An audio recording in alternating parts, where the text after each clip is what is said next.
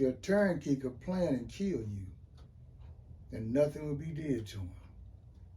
You go in the shower and take a shower. The officer don't be in there with you. It be the turnkey that works in the shower. And he could give the man an ice pick or a screwdriver, a file to knife pick, and they will kill you in the shower.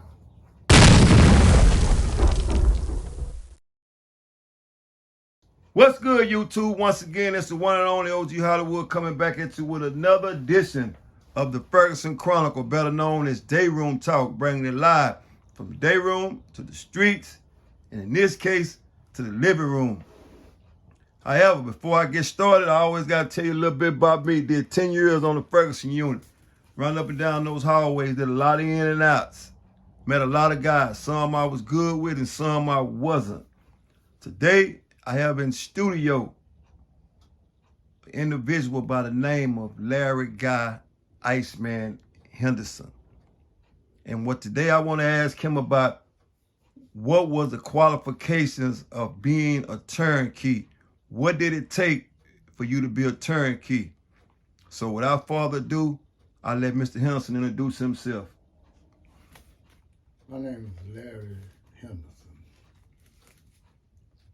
I'm from West Dallas, Texas. Now, if anything else you want to ask me, go ahead. I'm ready to answer your questions. So, just like I told the viewers, man, we did an interview with you a couple of weeks back, and you explained to us the words that were being called when you were in prison back in 60 and 65. Today, I want you to explain to the viewers what was the qualifications to be a turnkey and what was the turnkey's job. Qualifications to be a turnkey is just like an officer. You had to do what an officer did. They didn't have that many officers in the penitentiary. A turnkey has to be okay with the major in the field. You bring him in. And when you bring him in, he gets a job. Okay, you got different turnkeys that was on different units. And they be on different units, and they just like a police officer. All right? Like when I was there, I had my own horse, like I said. I could walk to the back gate and point up at the guard in the picket and tell him I'm going out, and they'll unlock the gate and let me out. Okay, I get on my horse and ride out in the field. All right, then I come back in, do this, and they let me in. All right, now you got the back gate worker. He wasn't a turnkey, but he was a back gate man. He unlocked the gate and let you in and let you out.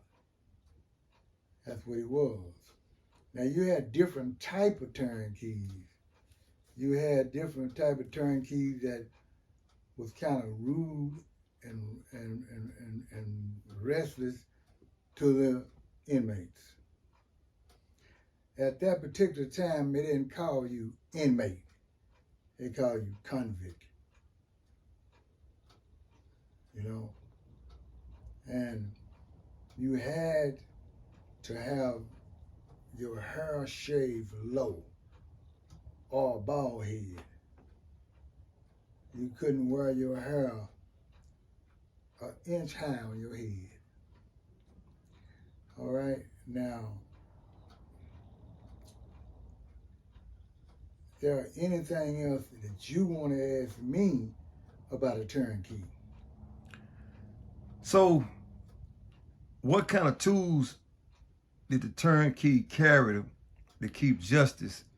The turnkey didn't carry no tools. Turnkey only had keys to let a person, let the line. Okay, now if you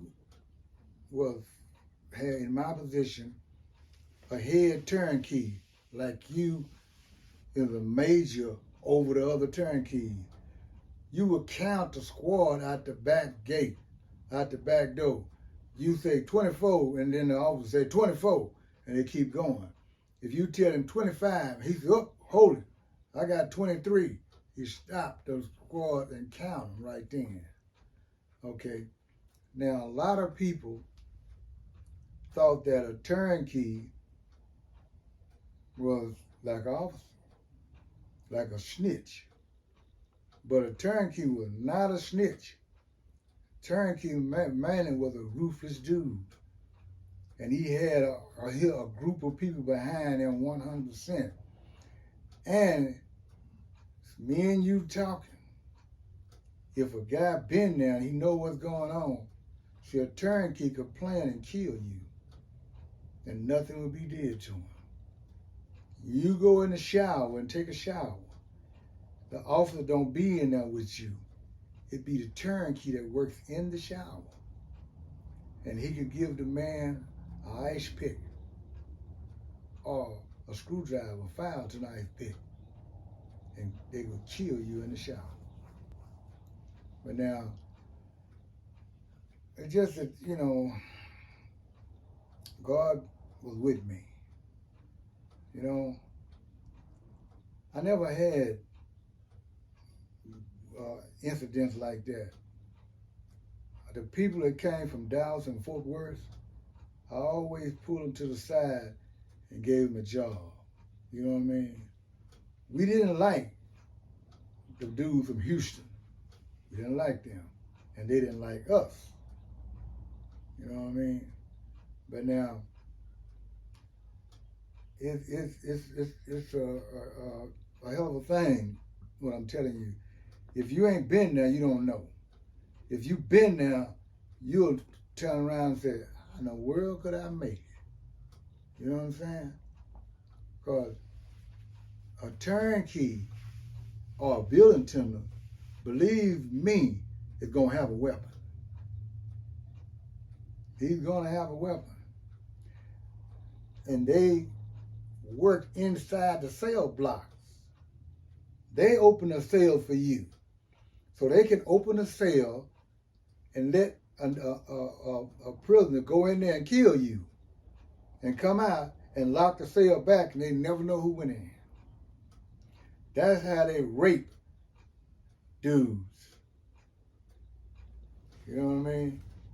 But like when I come around, they look and they stop. You know what I mean? It just may not look like it, but down there, then I was a very violent dude.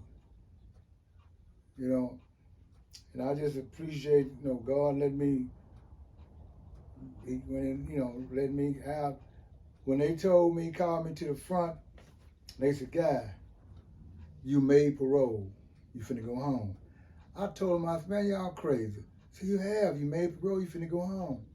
They took the keys from me and locked me in a cell by myself until they came and got me on the chain.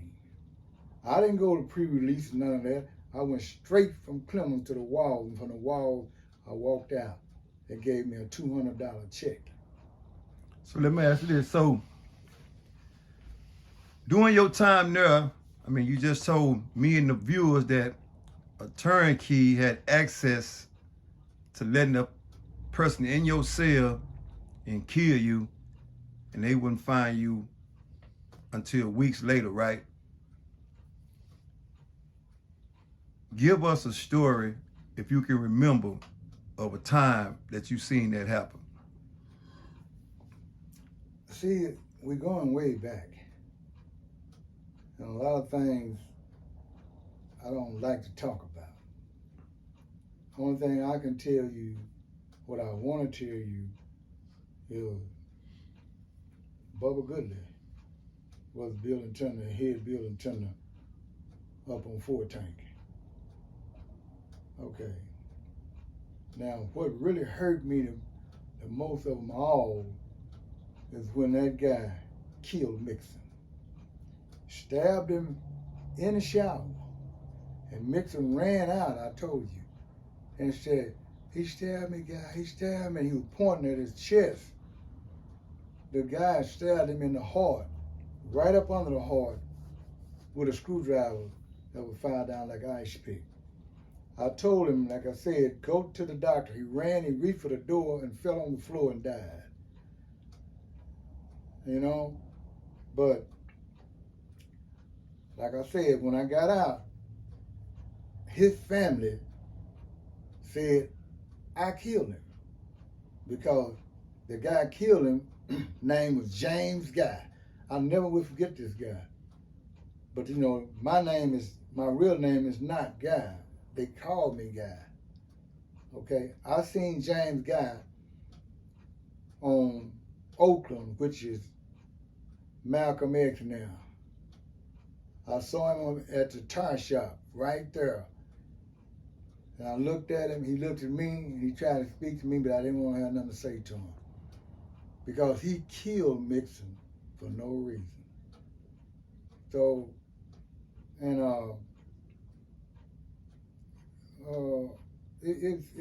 at the time, if you wasn't there,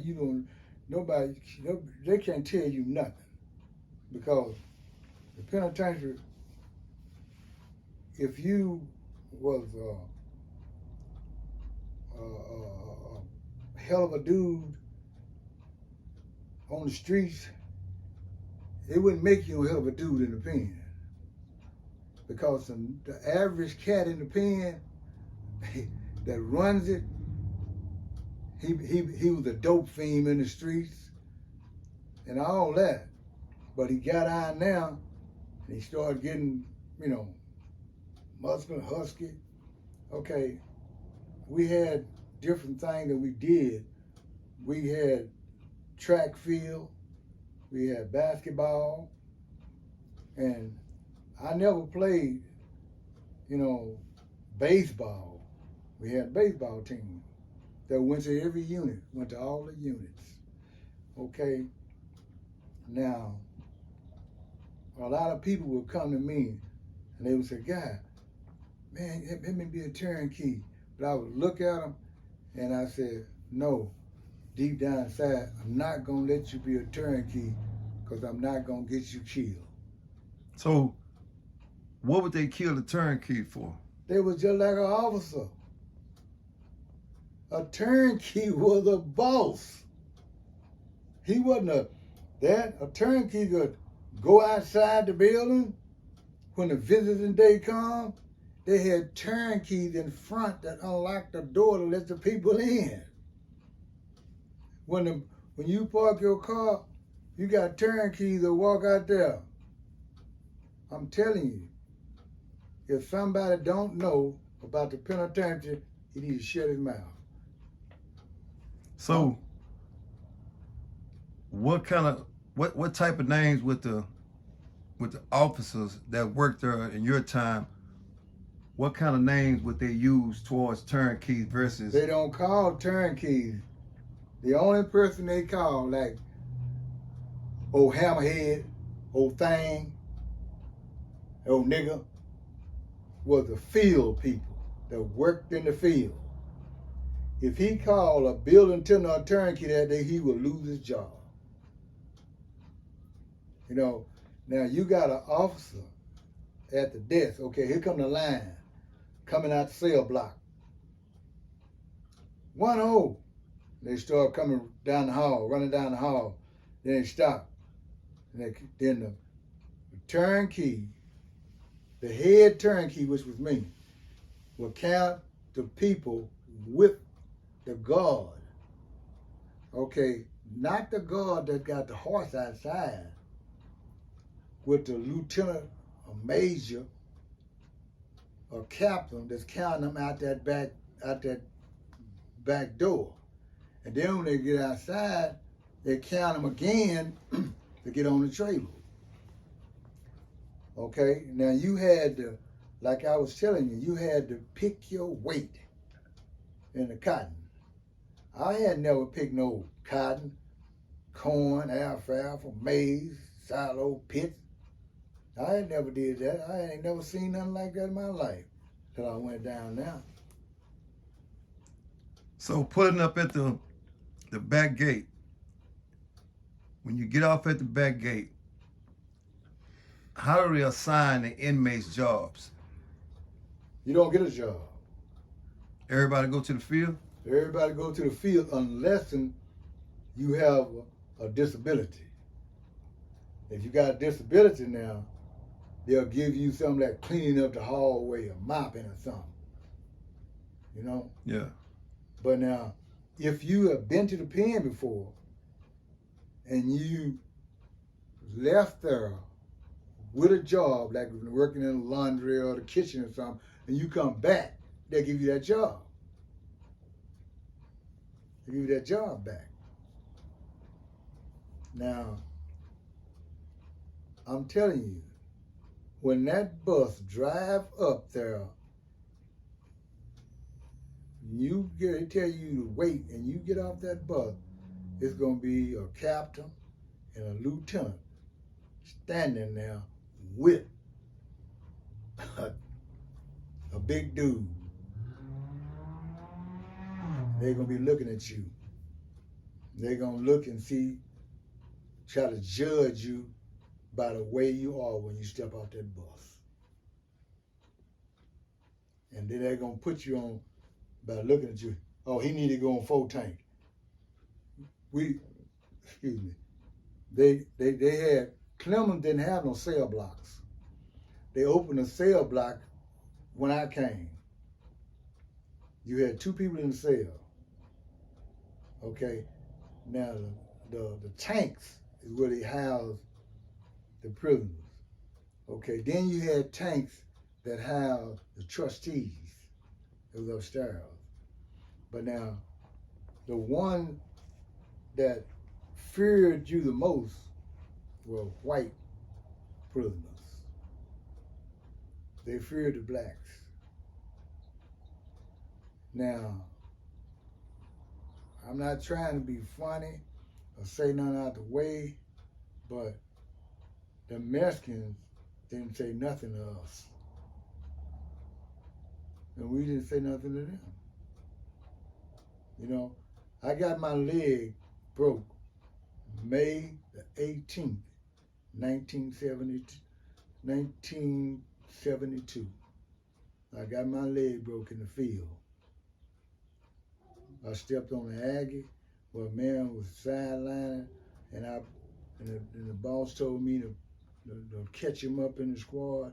And I told him to go, and he cursed me. When he cursed me, I hit him. He stepped on the Aggie and hit me in the face and knocked my gold out. And I never will go back to the field again. So let me ask this. So, like when I last interviewed you, we spoke about Mr. Larry, and you say that you knew Mr. Larry, but I saw a video, and Mr. Larry mentioned a name the name was Blasingame. Oh, no, Blasingame. Every last one of them. Raymond, Jolie, Ollie, every one of the Blasingame. Sonny. Okay, Sonny Blasingame was on retrieve. He's on a retrieve unit. All right? Ollie Blasingame was on Ramsey. He was a cross-eyed. Okay? Aisha Ray, he got killed himself in West Dallas on Denison at a bootleg house. Sonny Blasingame died not too long ago. The other Blasingame, Raymond, Jolie, Ollie, Sonny, got killed on Rupert and Pointer at that bridge coming across right behind George Washington Carver. He stabbed a dude and he killed this guy that I knew. Okay, weeks later, he got killed. So, which one of those Blasingames you did time with? I did time with Sonny. What was Sonny like? Because Dr. Larry mentioned Sonny in his video. Sonny was a big, tall dude, heavyset, which he was really a raper. He would rape the inmates, like when he raped that girl while sent him to the pen. Okay, Ollie Blasingame was the cross-eyed one. And Jolie, he was on Beto 2 with me. He was a trustee. Okay? Now, they would take advantage of you if you didn't stand up. They take advantage of you, especially Sonny Blasingame. He was a big dude. He was about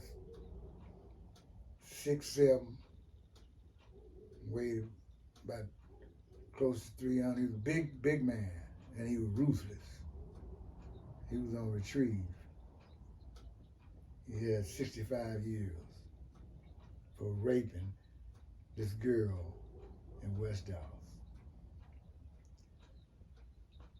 Now, his sister was in my classroom at Pinkston. So let me ask this. So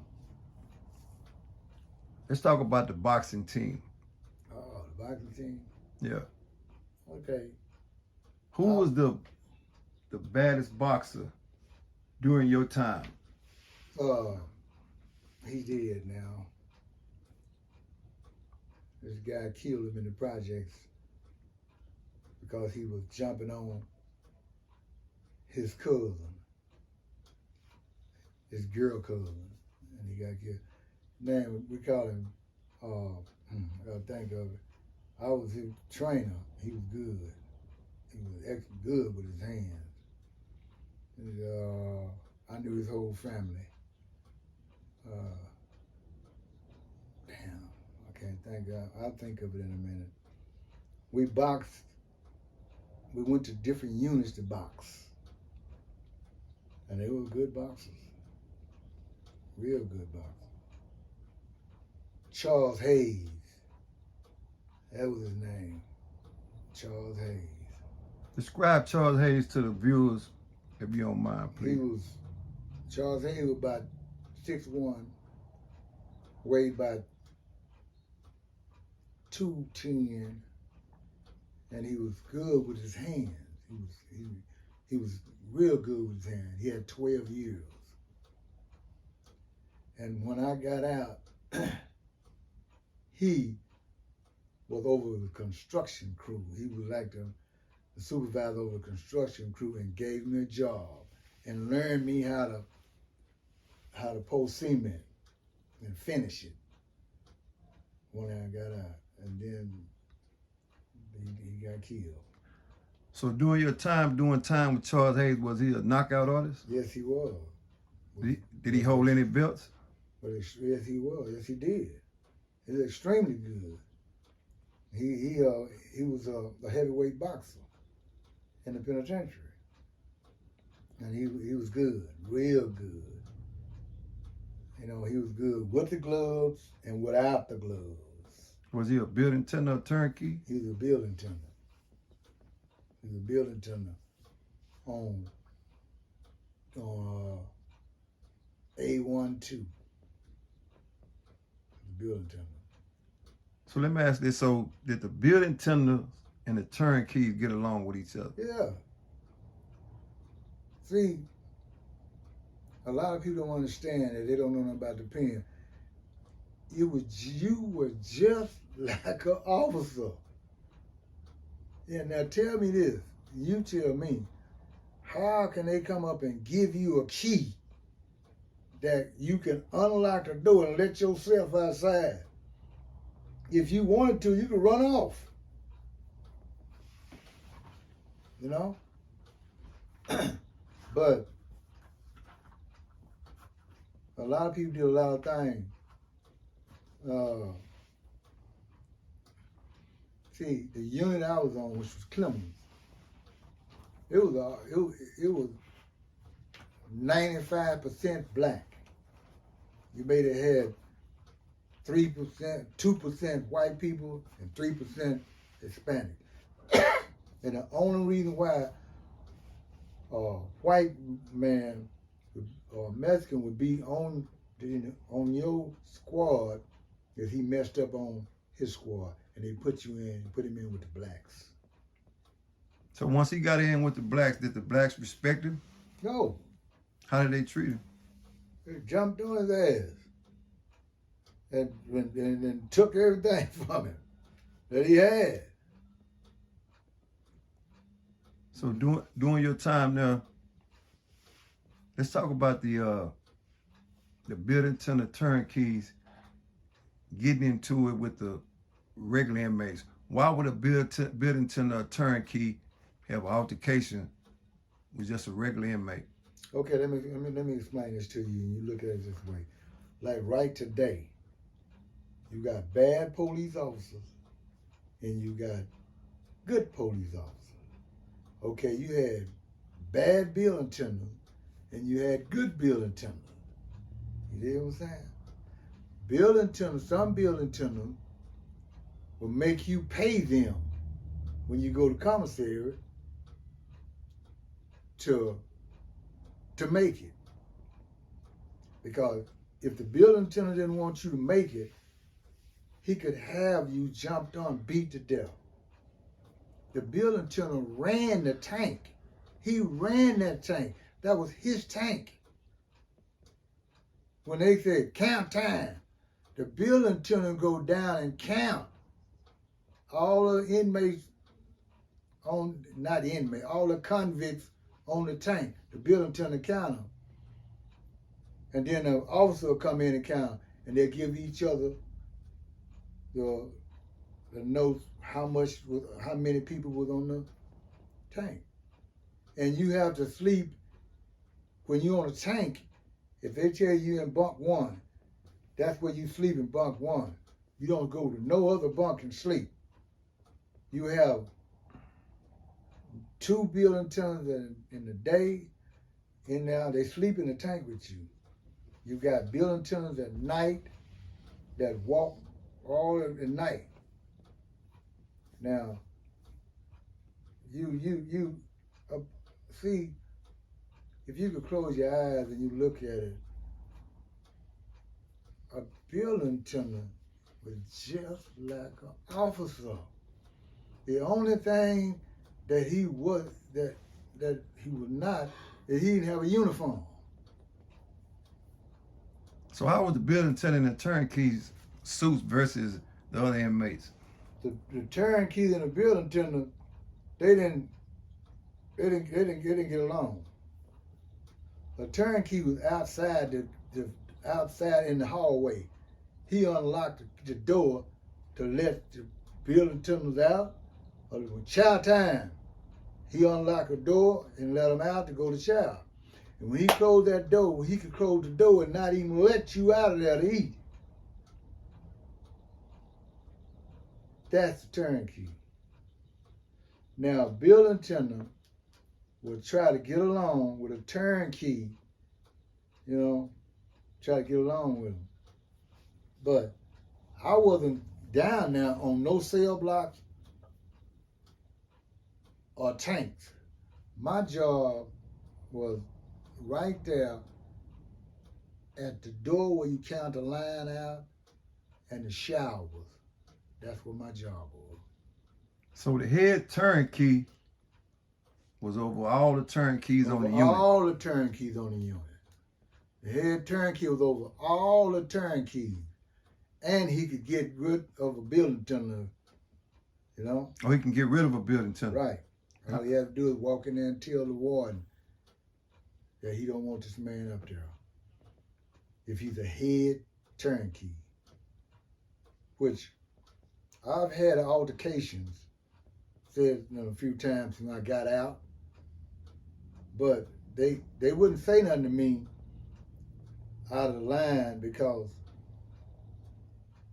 back then I was a very ruthless man on the streets.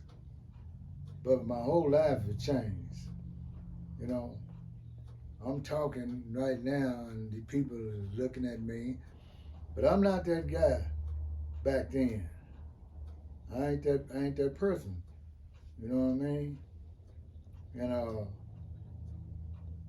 what really hurt me, I seen 5 or 6 dudes get killed in the pen and stabbed. So, pulling up to the Clemens unit, right? And when you get off that bus and you don't know what to expect, right? You said they would just look at you and tell you exactly where you're going. That's right. If they didn't like you, the bus drive up by 11 o'clock. If they look at you and didn't like you, they made you catch out in the squad soon as the bus pull up. And your first day? Your first day, when you get off that squad, they'll look at you and say, that little thing not gonna be a problem.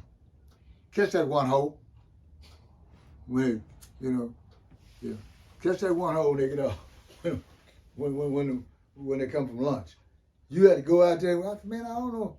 But they didn't do me like that. You know. So what if you don't catch the one hole? You're gonna go to solitary. The building attendant turnkey coming at you. They gonna beat your ass or what? Yeah. Throw your ass all down, drag you all in the dirt. They don't give a damn. Ain't nothing gonna happen to them. Ain't nothing gonna happen to them. So let me ask you this. So once you go to that major office and they say, well, God, you're gonna be the head turnkey, right? Right. Now the warden told me that. Okay, the warden. So you're gonna be the head turnkey. After he give you that position that day, what happens? I went to work at the security desk. I worked at the security desk for 9 years. Sitting there, and the squads come out the door. I counted them out the door. I counted them back in the door. When the bus came, and people from Dallas and Fort Worth come up, I looked at them, they looked at me, and I said, man, I know you. I said, stand over here, man. And when he stood over there, I gave him a job as a building attendant and turnkey. He never had to go to the fields. So what about the guys that you didn't know? They went to the fields. And what about the Mexicans and the whites? I don't want to talk about them. All they do is run rabbits and eat shit.